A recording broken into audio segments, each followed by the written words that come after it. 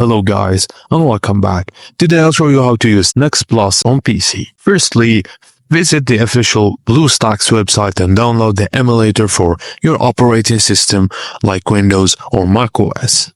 Run the installer and follow the on-screen instructions to complete the process. Now, after you're done that, log into BlueStacks using your Google account as it's required to the access of the Google Play Store. Now, open BlueStacks and navigate to the Google Play Store again, search for TextPlus in the Play Store and click install and wait for the app to download and install within BlueStacks.